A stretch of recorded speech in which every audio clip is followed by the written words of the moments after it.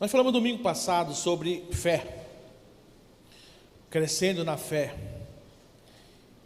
E no final do culto nós fizemos um momento de oração, e onde foi um mover muito forte de Deus.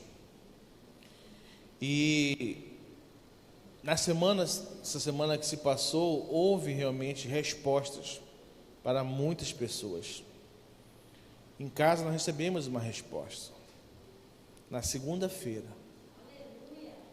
tínhamos uma ação que estava paralisada já há quase 6 meses, sem andar o processo, e uma ação que nós já tínhamos ganho na primeira instância, e a parte recorreu e subiu para a segunda instância, e ficou parada isso, mais de 6 meses. E quando foi segunda-feira, a advogada nos mandou um zap dizendo que naquele dia o processo foi mexido, né? Eu orei: Senhor, mexe papéis. E foi pautado a data do julgamento para o dia 15 de dezembro. Ou seja, saiu da gaveta e vai ser dia 15 agora julgado. Então, outras pessoas fecharam contratos na segunda-feira. Eu sei que, então muita coisa aconteceu. A questão que nós pecamos é porque nós não compartilhamos isso, certo? A gente não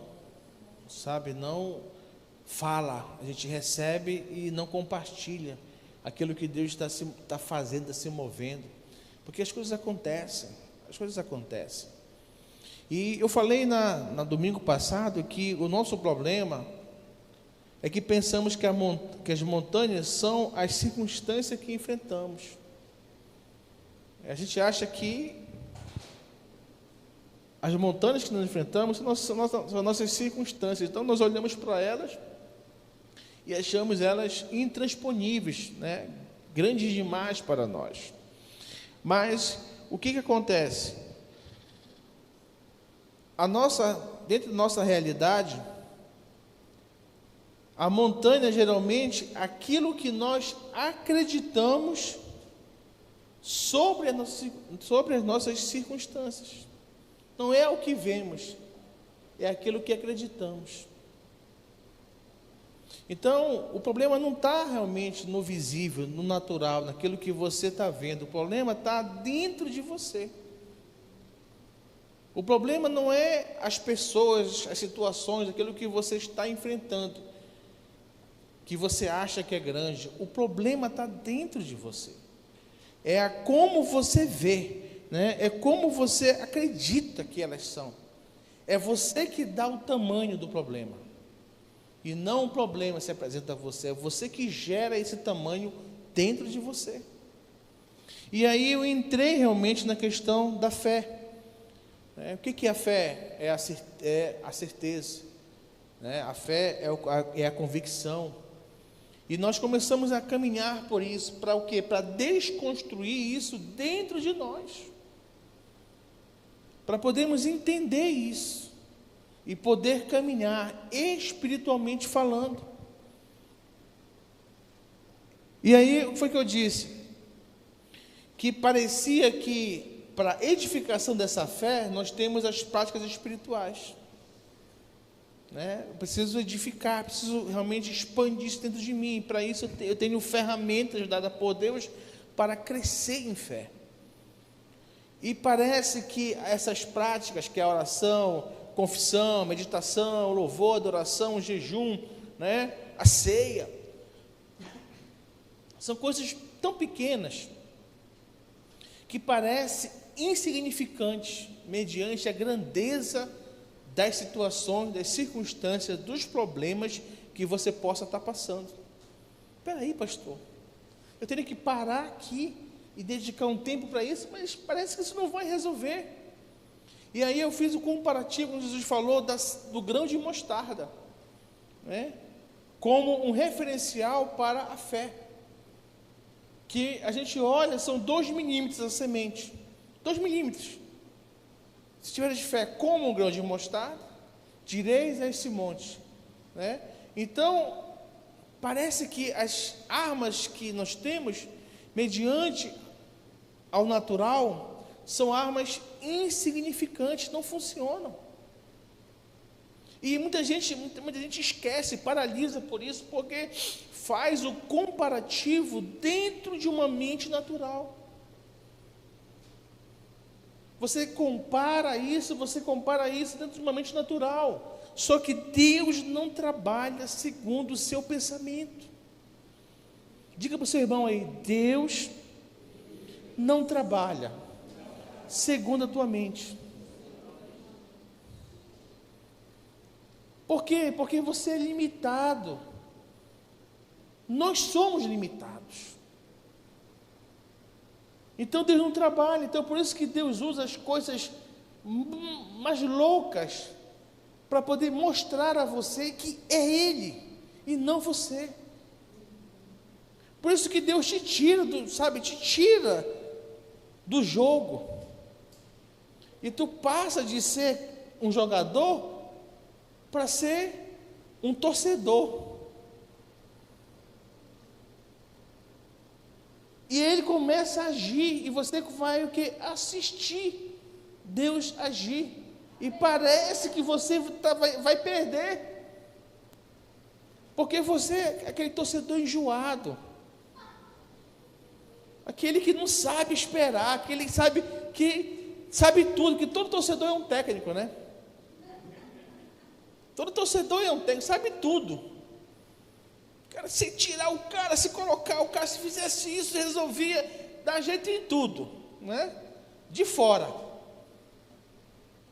Então você é o cara enjoado, depois que quer dizer para Deus como tem que fazer. Não, mas Deus tem que ser assim, tem que mandar essa forma, a coisa tem que seguir essa linha aqui, porque é desse jeito que eu espero. Aí Deus pega, apaga a linha, some com a linha, muda tudo,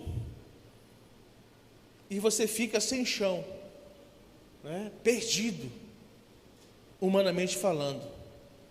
Mas é assim que Ele faz.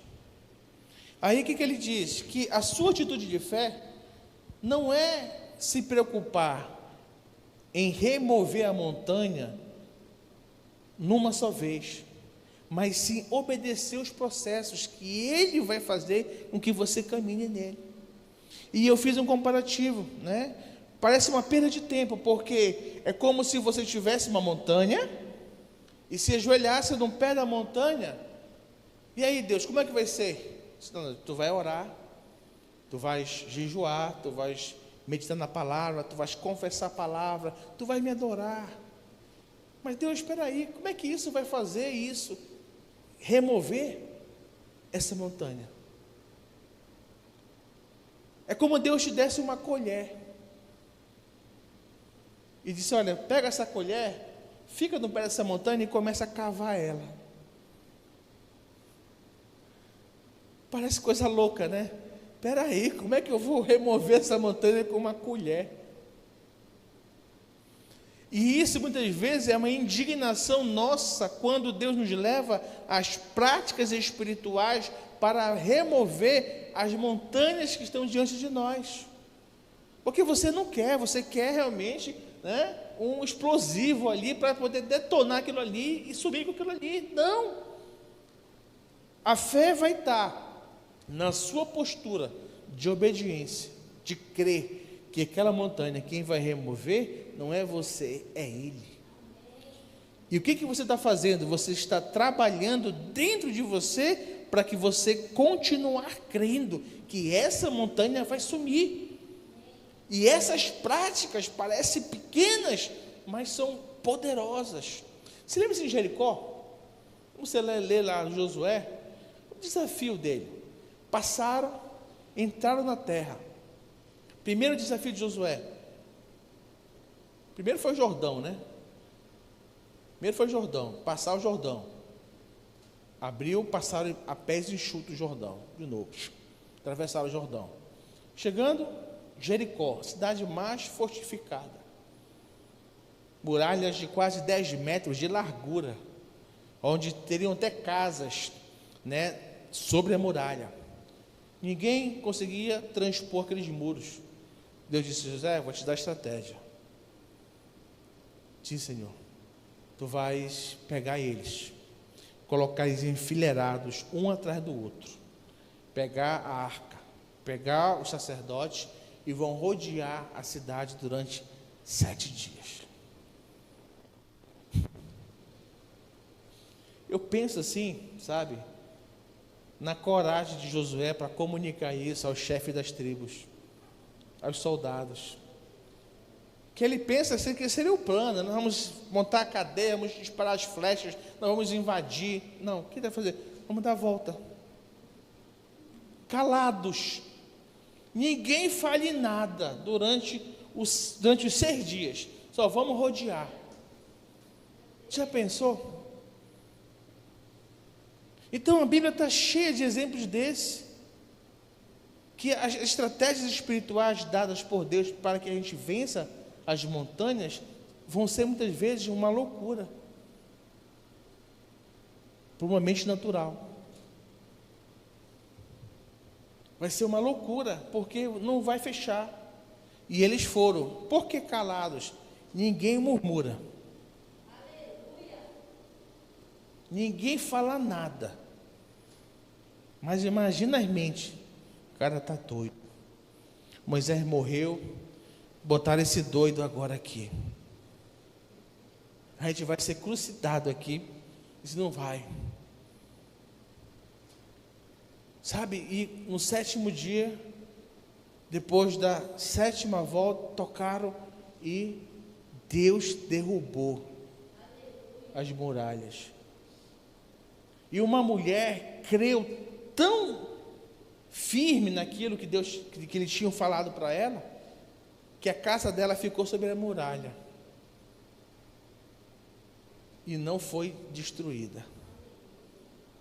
Sabe, queridos, a fé nos leva a isso. A fé nos puxa a isso. Por isso que nós precisamos entender que a nossa vida espiritual é a coisa mais importante que nós temos. Porque você não vai andar com Deus numa mente natural. Você não vai conseguir se relacionar com Ele com uma mente natural. Você precisa crer. E o que é crer?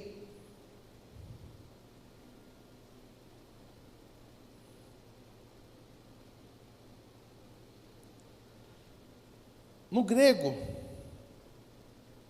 a palavra crer, ela é pistel. Significa o quê? Acreditar que aquilo é verdade. Então, você precisa crer. Quando a Bíblia diz, eu preciso crer, eu preciso acreditar que aquilo que eu estou lendo, aquilo que Deus está me falando é a verdade. Quando nós lemos a Bíblia, eu não posso ler a Bíblia pensando que ela é um livro. Eu tenho que ler a Bíblia na ótica entre Deus falando comigo. E aquilo que a Bíblia diz é a verdade. Por que as pessoas não creem mais na palavra? Por que as pessoas estão perdidas por aí em busca de revelação? Em busca de profecias? Porque não consegue crer que quando abre a Bíblia é Deus falando com ele.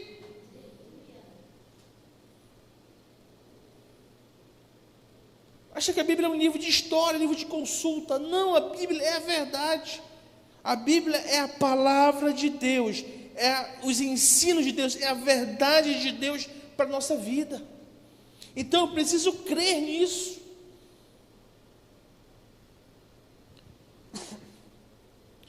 E o que acontece? Quando nós olhamos para as circunstâncias, para os problemas, a percepção que temos do problema diz se você vai vencer ou não. Então você vê que o maior problema não está fora, está dentro de você.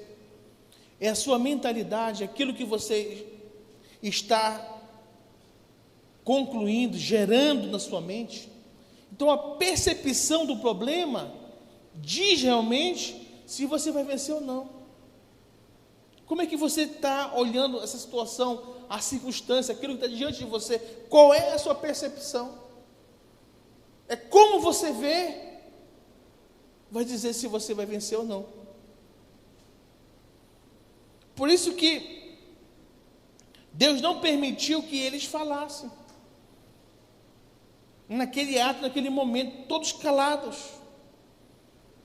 Obedeçam, façam, deixe comigo. Eu tenho uma estratégia. Então, a consciência de que você tem do que está na sua frente, determina o resultado. Então, a sua consciência que você tem do que está na tua frente, determina o teu resultado. Por isso que pessoas paralisam, não avançam nas suas vidas, porque a consciência que elas têm daquilo que elas estão passando já determina o resultado delas. São coisas impossíveis, é difícil, eu não consigo, sabe? São doenças, são realmente circunstâncias, problemas que a pessoa já criou, formatou uma consciência de impossibilidade nas suas vidas. Não consegue crer naquilo que Deus diz para ela. Não importa o problema, a situação que você se meteu. Porque muita coisa não veio de fora, foi você que cavou. Muita coisa você não é vítima, não. Você gerou esse monstro. Você alimentou esse monstro durante muito tempo. E agora você precisa vencê-lo. Só que a consciência que você tem da situação te impede de avançar. Por quê? Porque você age dentro de uma mente natural. Você age dentro de uma mente natural e não vê a possibilidade. Por isso que você precisa de uma edificação na sua fé. Por isso que não dá, querido, para vencer sem ter práticas diárias com Deus. Não dá para avançar espiritualmente se você não tiver tempo diário com Deus. Você vai parar diante dos montes, das dificuldades, dos problemas, das circunstâncias e não vai avançar. Porque a consciência sua precisa ser formatada. Para quê? Para que saia a incredulidade e fique o crer. E isso acontece numa vida diária. Porque é nessa edificação, é nessa busca. Porque para o homem natural, isso não faz sentido. Mas a Bíblia diz que isso é loucura, a cruz é loucura para o homem natural. É ou não é, gente? Quando a gente fala de coisas espirituais, puramente natural, a gente é louco. A gente está perdido, a gente levou uma lavagem cerebral. Sim, eu levei sim, mas foi do Espírito, foi do céu. Porque não bate na mente natural. Aquela mulher aqui, como é que vai explicar que depois de 17 anos...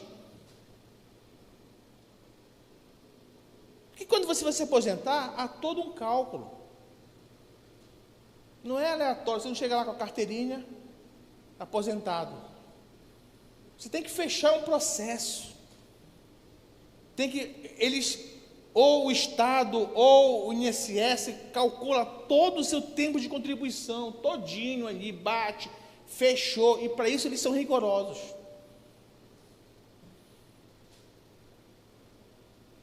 Então não existe assim. Então depois de 17 anos, ela recebe um chamado.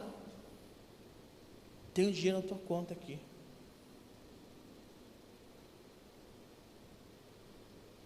Então são coisas que realmente, sabe, é Deus agindo.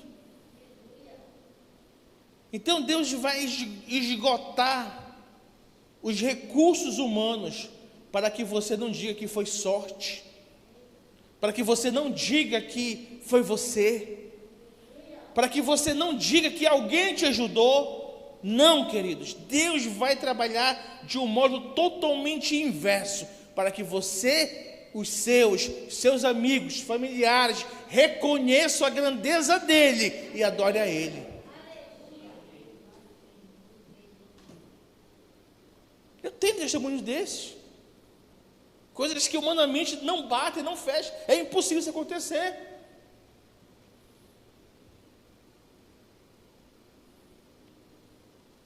Então, dentro disso, uma mente natural, para o homem natural, não faz sentido, é loucura. A cruz não faz sentido. Só que a gente espera querer convencer as pessoas, nem esqueça isso. Assuma que você é um homem, uma mulher espiritual. Seu pensamento vai estar muito distante, muito além do que uma mente natural.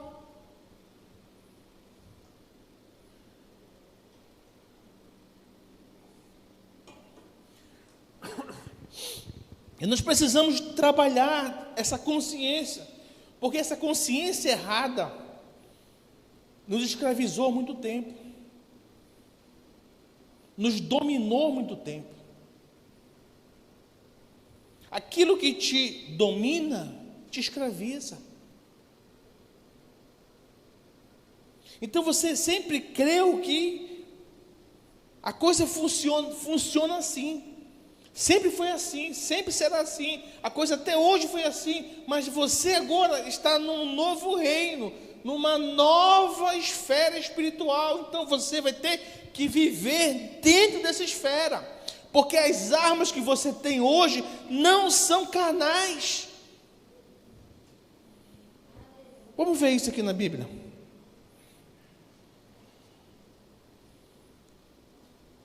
Segunda Pedro, capítulo 2, versos 19 e 20.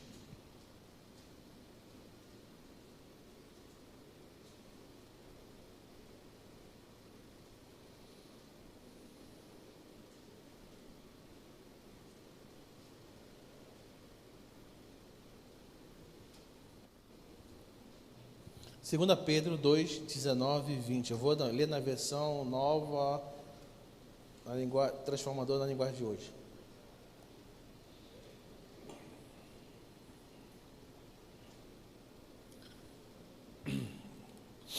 Diz assim: prometem liberdade a essas pessoas, mas eles mesmos são escravos de hábitos imorais. Pois cada pessoa é escrava daquilo que a domina. Olha só, cada pessoa é escrava daquilo que a domina. Portanto, aqueles que chegaram a conhecer o nosso Senhor e Salvador Jesus Cristo, e que escaparam das imoralidades do mundo, mas depois foram agarrados e dominados por elas, ficam no fim em pior situação do que no começo. Ou seja, aqueles que um dia serviram a Deus, conheceram a verdade, e depois voltaram a praticar, as coisas totalmente erradas e imorais do mundo, dizem que elas ficam agarradas e dominadas por ela, e elas ficam pior do que no começo. Então, por isso que nós devemos, entender de onde fomos tirados. Porque se eu conheço a verdade, ando na verdade, e deixei de praticar as imoralidades do mundo, as coisas erradas do mundo, ele diz: se eu volto a praticá-las, o meu estágio é pior do que o começo. Então a gente fica brincando, um pé na igreja, um pé no mundo, um pé na igreja, um pé no mundo. Querido, você está pior do que você começou, estivesse só no mundo.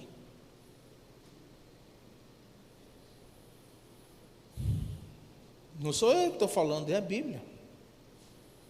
diz que aqueles que escapam da imoralidade do mundo, mas depois são agarrados e dominados por elas, ficam no fim em pior situação que no começo. Por isso que, sabe, a gente deve lutar mesmo, para não voltar, para não cair, porque ficam pior. Uma casa é limpa, e se ela realmente não vigiar e voltar a ser ocupada, a Bíblia diz que 7 demônios voltam para aquela casa, e o estágio dela atual é pior do que era antes. Pensou que é isso? Por isso que não devemos não resistir, lutar, não abrir mão, sabe? Pedir ajuda, pedir socorro, para não viver dessa forma, dominadas por elas, ficam no fim em pior situação que no começo. E aí o que acontece? Uma mente natural, ela trava, ela não consegue. Por quê? Porque a Bíblia diz que existe forças espirituais que cegam as pessoas incrédulas. Por isso que quando você fala para as pessoas das suas experiências espirituais, do seu mover com Deus, você convida para estar aqui hoje no culto, né? Há uma resistência, sabe? Pessoas ouvem por um lado, saem por outro, não estão nem aí. Mas olha o que a Bíblia diz, 2 Coríntios, capítulo 4, verso 4.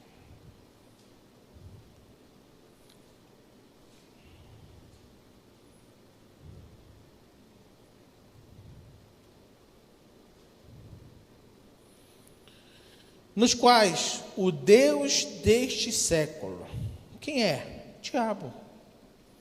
O Deus deste século cegou os entendimentos dos incrédulos, para que lhes não resplandeça a luz do Evangelho da glória de Cristo, que é a imagem de Deus. Porque não nos pregamos a nós mesmos, mas a Cristo o Senhor, e nós mesmos somos vossos servos por amor de Jesus. Ou seja, o Deus desse século cegou. Por isso que as pessoas não conseguem. Então você não queira exigir, você não queira você fazer essa obra. Você tem que pedir a estratégia de Deus, né, para que você continue a semear, porque você vai lutar contra principados, contra potestades que estão cegando essas pessoas. Então não é porque a pessoa não queira, não, querido, entenda, discerne espiritualmente. Você precisa discernir isso e guerrear. Por isso que a importância de uma prática diária, porque você tem pessoas na sua casa, nos seus familiares, gente. Jesus está voltando.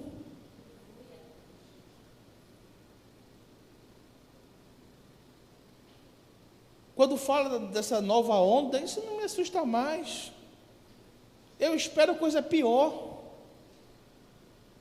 Eu quero estar fortalecido para resistir, para ficar firme. Mas esperar que o mundo viva em paz, não vai. Não confie em vacina, gente. A esperança não está na ciência, não está na vacina. A Bíblia diz que virão pestes, virão pragas, terremotos. Para quê? Para que venha realmente o cumprimento da palavra, a paz mundial, o governo mundial, a unificação dos países. Ou seja, a Bíblia vai se cumprir.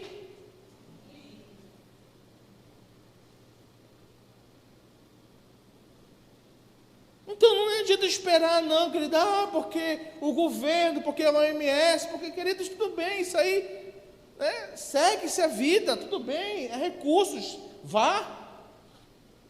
Mas não ponha nisso a sua confiança, confie em Deus.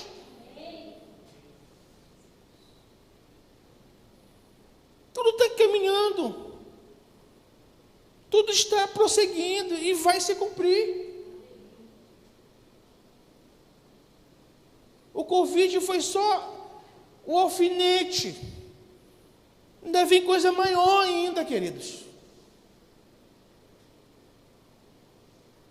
E aí eu vou esperar do homem? Não. Eu vou edificar a minha fé. Eu vou crer nas palavras, nas promessas. Eu sei que Deus tem na minha vida um propósito. E eu quero permanecer nesse propósito. Porque no tempo do propósito, Ele vai me usar. E no tempo de eu ir, eu vou.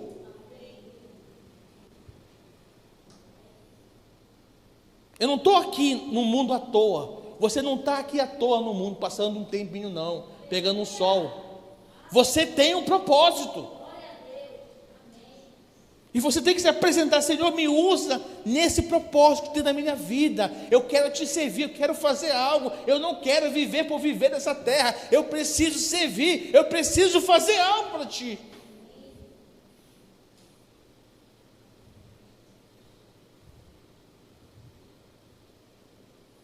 Então desmistifique a coisa. Pare de pensar que a terra vai ficar. Não, querido, o que espera a terra é coisa grave. Porque a Bíblia vai se cumprir. Ele vem. Ele vem. Então nós vamos desmistificar isso. Então, há pessoas realmente que são cegas de entendimento, os incrédulos, para que ele não lhe respondesse a luz. E isso vai seguir-se até o Apocalipse. Porque se você ler Apocalipse, você vê que vai existir pessoas que vão se voltar contra Deus, que não vão querer ser salvas. Coisas horríveis. Corações tão endurecidos, corações tão, contrários a Deus, que não vão se render, mesmo morrendo, mesmo vendo todas as pestes, não vão se render.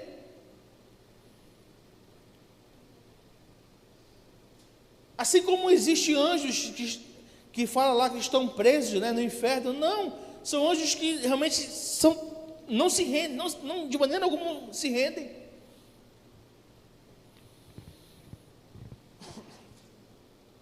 E nós precisamos entender que essa concepção de mente precisa ser destruída em nossas vidas, para que a fé funcione, para que eu ande no entendimento espiritual, para que eu viva as promessas de Deus, para que eu creia, para que eu tenha realmente a convicção, para que eu realmente entenda com quem eu estou guerreando, de que modo eu estou vivendo.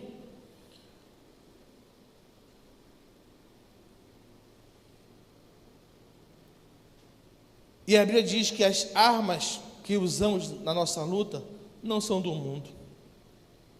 São armas poderosas em Deus, capazes de destruir fortalezas e assim destruímos ideias falsas. Então, quando realmente eu olho para tudo isso, o que acontece? Muitas coisas não acontecem na minha vida porque eu não entendo. Você ainda não entendeu o reino que você vive, o reino que está diante de você. Talvez você está vendo, mas você precisa entrar. Talvez você tenha sido um bom telespectador, você está assistindo, você está vendo, mas Deus quer que você entre, que você entenda como funcionam as coisas espirituais. Por quê? Porque o que não entendemos, nós não consolidamos. O que não consolidamos, nós não estabelecemos. Aonde está isso, pastor?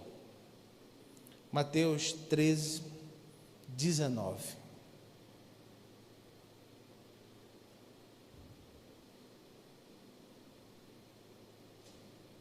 Mateus 13, 19.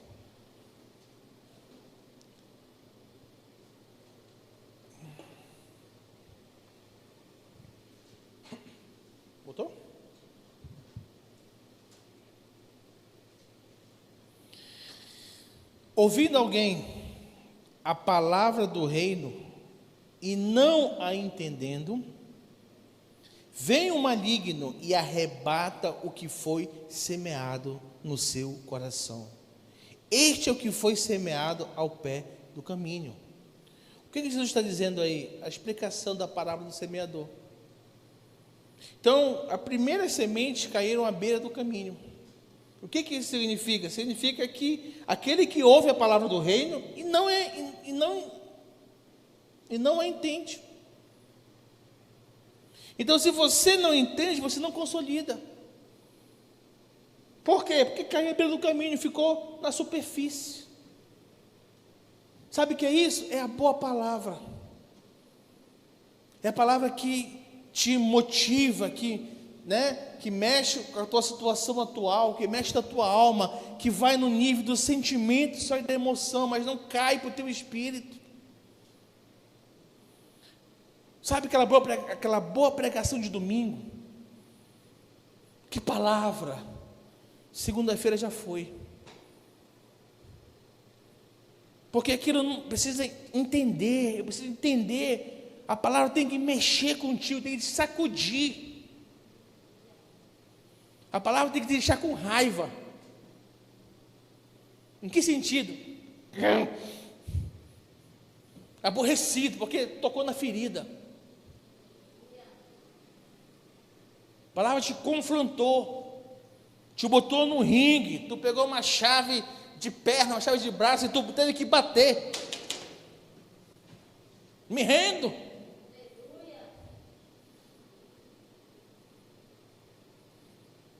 Agora a pessoa quer somente o doce. Jesus é bom. Aleluia. Ele aqui, meu irmão, faça fila aqui que eu vou orar. Continua no teu pecado, continua na tua fornicação, no teu adultério. Eu só vou orar e devolver a tua vida. Amanhã tu continua de fazer de novo a mesma coisa. Que isso, gente?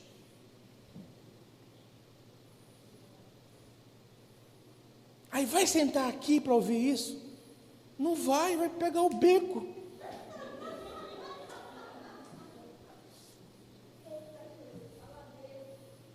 Não vai, porque sabe que peraí, dói, incomoda. Esse pastor me persegue, porque quando eu venho ele só fala nisso. Não, tem gente que pensa assim mesmo de mim.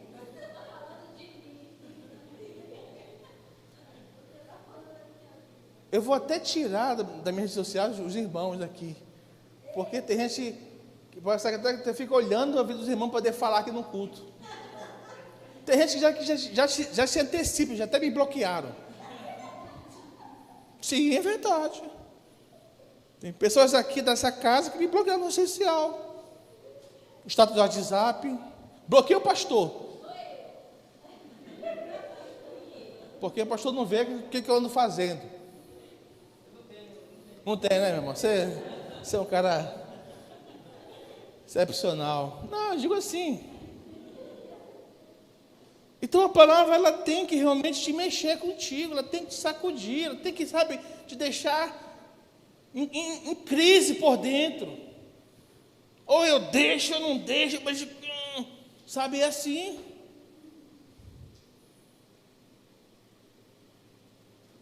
Por quê? Porque até que um dia ela vai furar esse solo. Ela vai deixar de cair à beira do caminho. Ela vai ultrapassar as pedras e vai cair no solo bom do teu coração.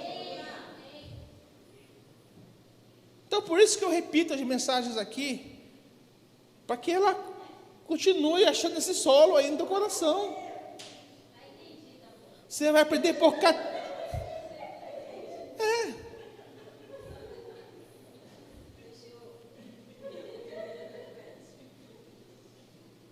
Porque você vai ter que aprender por catequese, por repetição. Não é verdade? Quando você estudava lá naquele tempo atrás, decorava tapuada, né? Senão era que era bolo. Não é? Bora! 7 vezes 7. Dá a mão, toma-te. 49. Aí o cara decorava, ele aprendia. Então é assim. Aí a pessoa quer todo domingo uma nova mensagem, uma nova, não viveu nem a mensagem do domingo, daqui é outra. Já está vivendo isso? Já está orando em casa durante o dia? Já está lendo a palavra? Já está meditando? Não. Então, querido, senta aqui no banco da escola. Tu só passa de ano quando tu realmente fizer isso.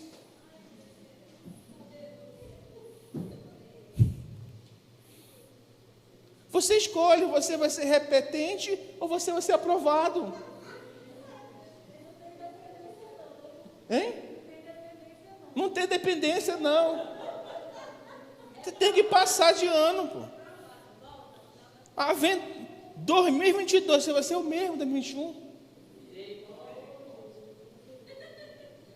Não, querido, peraí. Sabe, vamos deixar a coisa. Não, assim, eu não quero assim, não.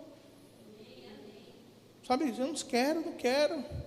Fazer igual Paulo, de miserável homem que sou. Muitas vezes tem que ser essa nossa oração no quarto. Me dá, me pega, Senhor, me abençoa, Senhor, me ajuda. Diz assim, miserável homem que sou, Senhor. Não mudo, eu sou duro, eu sou grosso, eu sou hipócrita, sou mentiroso. Sabe, parar com essa história de engana Deus. Então, sabe, Senhor, eu sou errado. Sabe, não é ninguém não, sou eu, Pai, sou eu. Quando eu vou orar pelos meus BO, sabe como é que eu oro? Senhor, esse buraco eu cavei. Eu que criei isso na minha vida. Eu não sou vítima não, Senhor, fui eu. O errado sou eu. Mas me ajuda. Me ajuda, eu preciso sair disso, eu preciso vencer isso. Sabe, não existe, sabe, me dá, me abençoa. Não, que ele tem muita vez no meu quarto, não está nem ela, só eu e ele. Pai, o burro sou eu.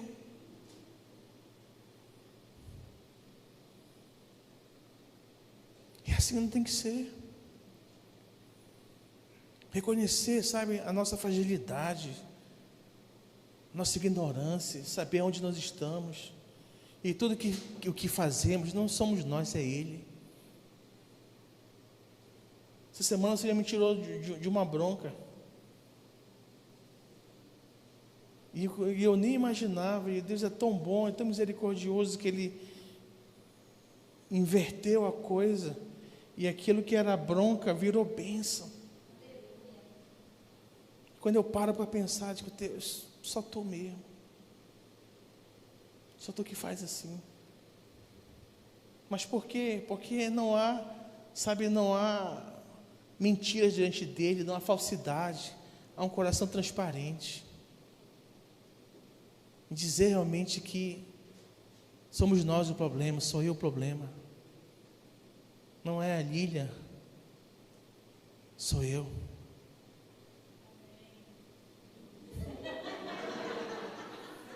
Humildade tem nome, viu, gente?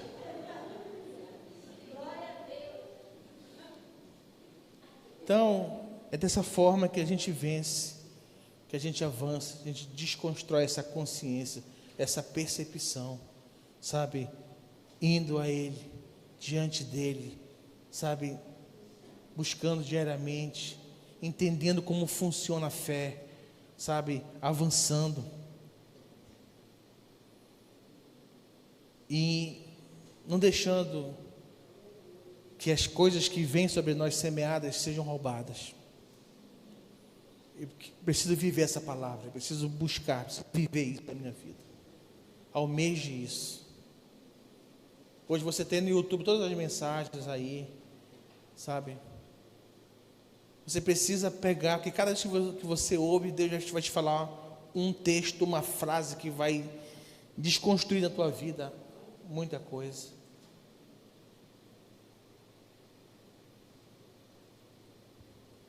Se você ouvir Pelo menos uma vez na semana você vai alinhando o pensamento, você vai entendendo as coisas. Mas nem isso a gente tem.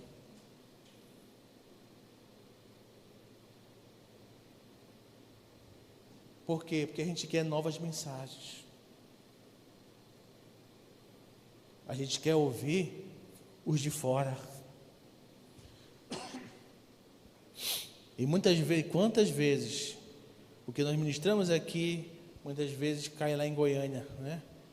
Mesmo princípio, mesmas linhas, mesma frase.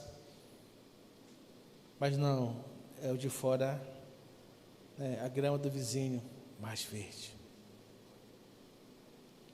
Sabe, queridos, há tempo de mudança na nossa vida. Devemos almejar isso, buscar isso. Sermos inconformados, não podemos nos conformar no nível da beira do caminho. Nós precisamos deixar que essa semente ache profundidade em nossa vida, em nosso coração. A palavra ela tem que te confrontar, a palavra ela tem que mexer contigo, ela tem que te levar para um nível maior. E sempre será assim. O dia que a palavra não vai te confrontar, tem algo muito errado na tua vida. Então, que nessa noite o Senhor possa trabalhar no teu espírito, dentro de ti, e que tu possas realmente ser despertado a realmente andar dessa forma, a ter essa consciência da fé, né? A consciência realmente de um homem espiritual, e não visualizar no natural, não parar antes do natural. Faça, pratique as armas que você tem diariamente. Tenha um tempo na oração, tenha um tempo na meditação, na adoração, no jejum. Jejue, busca o Senhor, faça isso, e você vai experimentar o que Deus tem que fazer na tua vida. Amém? Vamos ficar de pé nessa noite e vamos participar da ceia.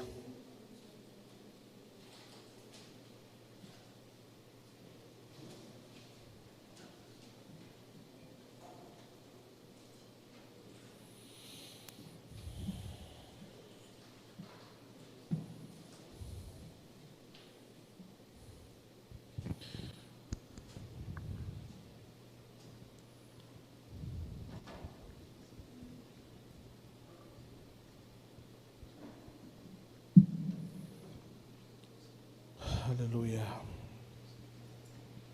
Feche seus olhos nessa noite e fale um pouco com Deus.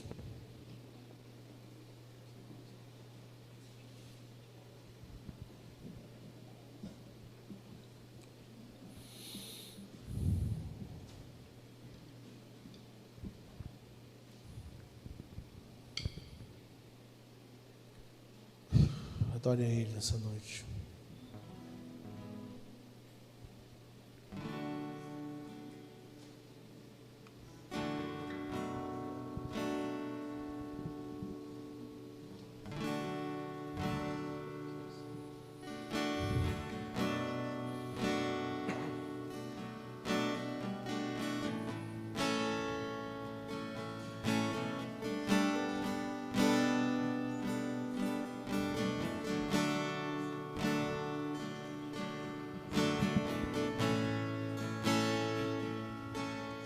Seu sangue leva-me além de todas as alturas, onde ouço a tua voz, fala de tua justiça pela minha vida. Jesus, este é o teu sangue.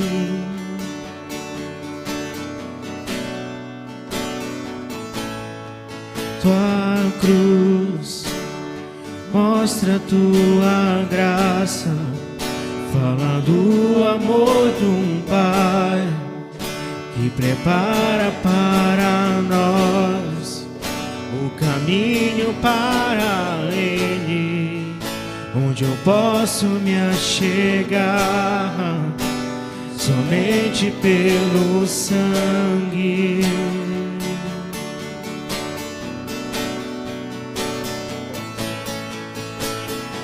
que nos lava dos pecados,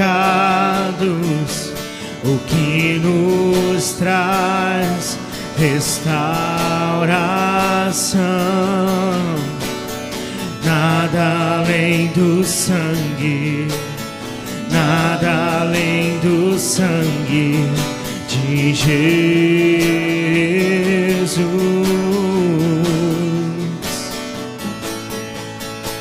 O que nos faz brancos como a neve, aceitos como amigos de Deus.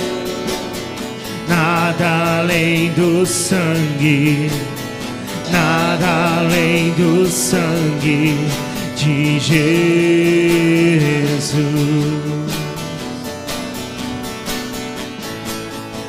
Seu sangue leva-me além de todas as alturas, onde ouço a tua voz, fala de sua justiça pela minha vida.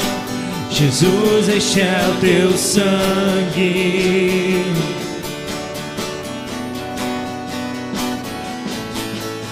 Tua cruz mostra tua graça, fala do amor do Pai que prepara para nós o caminho para Ele, onde eu posso me achegar somente pelo sangue.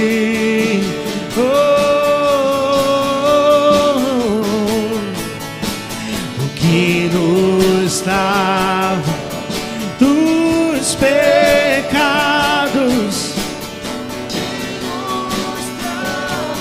restauração. Nada além do sangue, nada além do sangue de Jesus.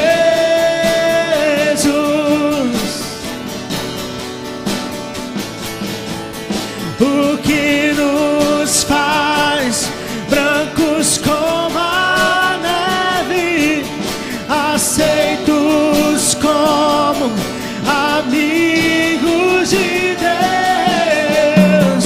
Nada além do sangue, nada além do sangue de Jesus. Eu sou livre, eu sou livre. Diga: eu sou livre. Nada além do sangue, nada além do sangue de Jesus.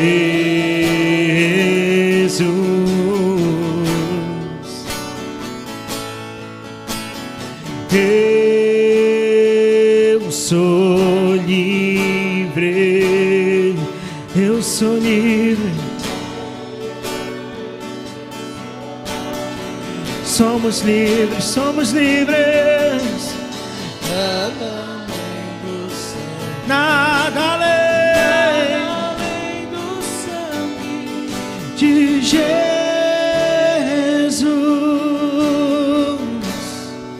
1 Coríntios 11, 26 diz assim: porque todas as vezes que comerdes este pão e beberdes este cálice, anunciais a morte do Senhor até que venha. Nessa noite, Pai, nós consagramos a Ti esse pão, que a partir de agora deixa de ser pão e representa a Tua carne, o Teu corpo moído, transpassado, para que nós pudéssemos experimentar cura. Porque pelas Tuas pisaduras nós fomos sarados. E sob a autoridade do teu nome nesta hora, eu oro para que toda enfermidade, física e espiritual, no corpo dos teus filhos aqui, que estão em casa assistindo, saiam em nome de Jesus. Declaro nesta hora uma unção de cura tocando cada vida, restabelecendo a saúde física e espiritual. Nenhuma enfermidade, Senhor, tem poder para ficar, porque nós já somos curados. Por isso, nesta hora, nós apresentamos a Ti também este cálice, que representa o Teu sangue derramado para a nossa justificação. Nós fomos feitos a justiça de Deus em Cristo Jesus. Por isso, Pai, o que recebemos dos céus não é por merecimento, não é por obras, é pela fé, é pela graça. E nós fomos feitos justos pelo derramar deste sangue. Por isso, ao comermos o pão, tomarmos o cálice, nós estamos anunciando a Tua morte. E a Tua morte não é tristeza, a Tua morte é vida, é vitória, é transformação, é libertação para nossas vidas. Por isso, Pai, nesta hora nós declaramos uma unção sobre cada vida, forças sendo, Senhor, derramadas no seu espírito, no espírito de cada um aqui, renovação de forças físicas, poder de Deus nesse ato desta noite, o Senhor tocando cada vida, e nós fazemos menção que um dia Tu vai voltar. A nossa terra não é essa, a nossa pátria não é aqui. Por isso, Pai, nós dizemos: Maranata, ora vem, Senhor Jesus. Você pode vir nessa noite, pegue o pão, pegue o cálice, você pode adorar o Senhor e participar da ceia nessa noite.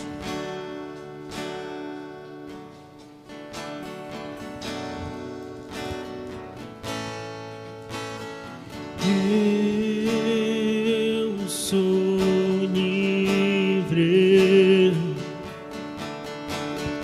eu sou livre, nada além do sangue, nada além do sangue de Jesus.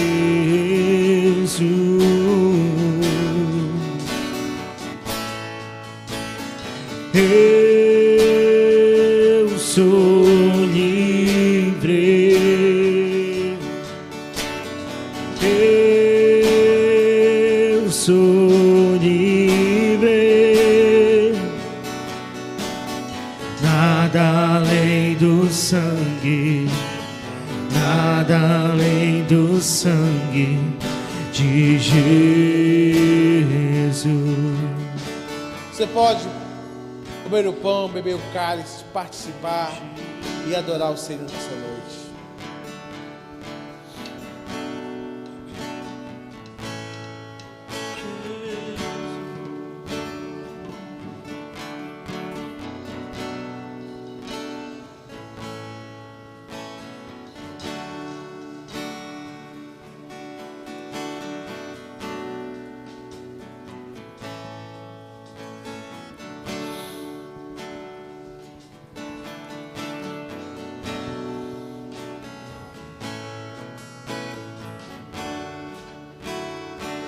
Adoramos o Teu nome, Pai. Tu és poderoso. Tu és magnífico. Tu és o Deus Todo-Poderoso. Tu és conselheiro, Deus forte, Pai da eternidade e Príncipe da paz. Que Tu venhas, Senhor, sobre cada vida aqui, fortalecendo, agindo, cuidando, envolvendo a cada filha Tua nessa noite. Cuida, Pai, guarda, fortalece o seu dia a dia. Que possamos ser tomados, Senhor, tomados pelo Teu Espírito durante o dia. Que o nosso coração clame e anseie por Ti. Que o Senhor nos desperte para buscar, para estar contigo, para dizer, Pai, para a nossa alma que uma coisa só que importa. Obrigado nessa noite pela Tua palavra. Obrigado pela presença dos Teus filhos aqui. Obrigado, Pai, poder iniciar uma semana primeiramente diante de Ti. Cuida de tudo. Cuida, Pai, da segunda-feira, da terça, da quarta, da quinta, da sexta, do sábado. Que possamos descansar em Ti, que amanhã os Teus anjos estejam guerreando em nosso favor, preparando o dia de amanhã para cada um de nós. Que os céus se movam em nosso favor. Assim nós cremos, assim confiamos e assim, Senhor, nós vamos avançando. Obrigado, Pai. Obrigado nessa noite por essa reunião. Leva cada um em paz aos seus lares, em segurança. Dá uma noite tranquila. E amanhã, que a alegria do Senhor seja a nossa força. Cuida de tudo, Pai. Nós Te adoramos. Antes de você sair, queria só dar um aviso. Terça-feira, às 22 horas, nós estaremos aqui fazendo uma vigília. Vai ser das 22 até umas 5 da manhã, horário que começa já a ter ônibus para aqueles que já vão voltar para suas casas. Quarta-feira é um feriado, né? É um feriado. Então eu creio que a grande maioria aqui vão estar em casa, está de folga, então você vai poder vir, participar, orar, né? Ver que orar pela madrugada é coisa boa. Então vamos estar aqui, vamos fazer uma programação, vai ter um louvor, vai ter uma palavra, vai ter um café aqui lhe esperando, viu? Bem quentinho, uma torradinha para você mexer a boca, tá? E nós vamos estar aqui buscando o Senhor até amanhecer. Então, programe-se, dê o seu nome. Pastor, eu vou estar na vigília para a gente poder organizar aqui a logística, tá certo? E quarta-feira à noite estamos de volta aqui, adorando o Senhor, firme e forte, entendeu? Eu vou para a vigília, vou trabalhar na quarta-feira ainda, e à noite estou aqui. Eu fazia isso quando eu era mais novo, quando eu servia ao mundo das trevas. Eu ia para a festa, chegava às 6 da manhã, ia trabalhar, e à noite eu estava de novo na festa. Então, para mim, eu posso estar aqui hoje, né? Quantos aqui não amanheci em seresta, né? Então, vamos serestar o Senhor, entendendo? Vamos fazer a seresta do Senhor, na terça para quarta. Então, por favor, dê seu nome se você vai participar. Deus te abençoe.